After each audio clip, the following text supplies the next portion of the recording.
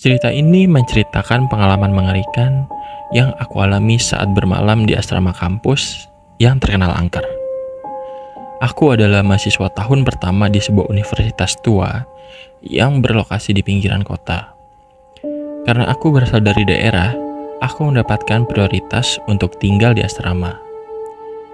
Asrama tempat aku tinggal memiliki reputasi sebagai tempat yang angker. Banyak cerita beredar tentang penampakan dan kejadian-kejadian aneh di sana. Tetapi aku selalu menganggapnya hanya sebagai mitos untuk menakut-nakuti mahasiswa baru. Suatu malam pukul 2 dini hari, tepatnya tanggal 11 Maret 2015, aku harus begadang mengerjakan tugas.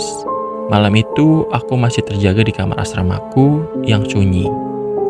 Kamar-kamar lain tampaknya sudah gelap, dan suara-suara kehidupan malam kampus sudah lama menghilang. Hanya ada aku, layar laptopku, dan bayanganku di dinding. Tiba-tiba, aku mendengar suara ketukan pelan di pintu kamarku. Ketukan itu berulang 3 kali, cukup keras untuk didengar, tetapi tidak cukup keras untuk membangunkan penghuni asrama lain. Aku berhenti sejenak, mendengarkan dengan seksama. Ketika tidak ada suara lagi, aku memutuskan untuk mengabaikannya dan kembali fokus pada tugasku. Namun, beberapa menit kemudian, ketukan itu terdengar lagi. Kali ini lebih keras dan lebih mendesak. Dengan enggan, aku bangkit dan membuka pintu. Tidak ada siapa-siapa di lorong yang gelap. Aku merasa bulu kuduku merinding, tetapi mencoba menenangkan diri, mungkin hanya angin, pikirku saat itu. Aku kembali ke meja dan melanjutkan pekerjaan. Tidak lama kemudian, suara ketukan kembali terdengar. Kali ini dari arah jendela. Kamarku berada di lantai 2, dan tidak ada balkon di luar kamar. Aku merasa jantungku berdetak lebih kencang. Siapa yang bisa mengetuk jendela di lantai 2? Dengan hati-hati, aku mendekati jendela dan menarik tirainya. Tidak ada apa-apa di luar, hanya gelapnya malam. Aku menutup tirai dengan cepat dan kembali ke tempat dudukku, mencoba fokus kembali pada tugas. Tapi rasa takut mulai merayap di benakku. Tiba-tiba, layar laptopku mati karena baterainya habis. Ruangan menjadi gelap gulita, hanya mendapatkan sedikit cahaya dari balik tirai.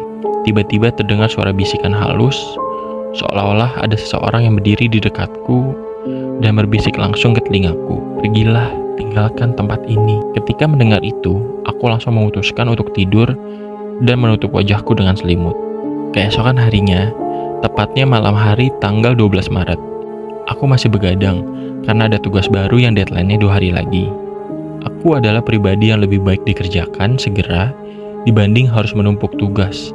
Awalnya aku lupa kejadian tadi malam, namun saat jam menunjukkan jam 1 malam, terdengar kembali ketukan pintu yang bahkan lebih berisik dari semalam.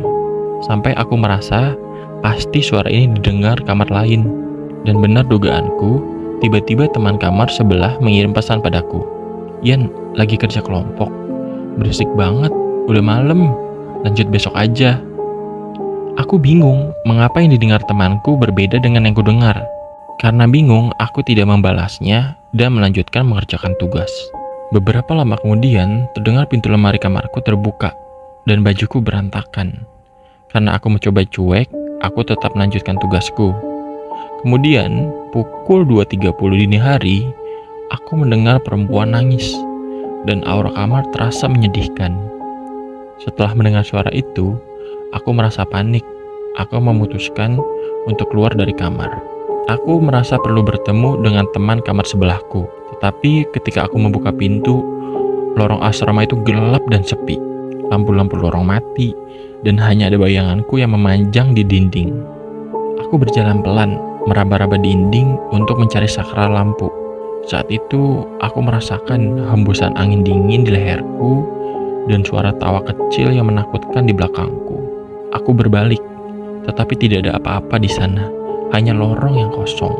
Dengan panik, aku mengetuk kamar temanku dengan keras, berharap dia mendengarnya. Pintu terbuka perlahan, dan temanku berdiri di sana dengan wajah bingung. Aku pun menceritakan apa yang terjadi padaku, dan dia mengajakku masuk ke kamarnya. Kami duduk di sana, berusaha menenangkan diri. Saat kami membicarakan kejadian aneh itu, aku memutuskan untuk tidur di kamarnya. Namun, aku meminta temaninya mengambil bantal dan selimut untuk menumpang tidur di kamarnya. Saat ke kamarku, kami melihat sesuatu di cermin besar di sudut kamarku. Bayangan seorang wanita dengan gaun putih berdiri. Wajahnya pucat, matanya kosong, dan terlihat merah lebam pada lehernya. Ketika melihat sosok tersebut, kami berdua memutuskan untuk langsung lari keluar kamar dan menguncinya. Keesokan harinya, kami mendengar dari senior bahwa kamar tempat aku menginap dulu pernah ditinggali oleh seorang mahasiswi yang bunuh diri dengan cara gantung diri karena tekanan akademis. Dan kejadian tersebut terjadi pada tanggal 12 Maret 2010. Sejak saat itu, banyak kejadian aneh terjadi di kamar tersebut.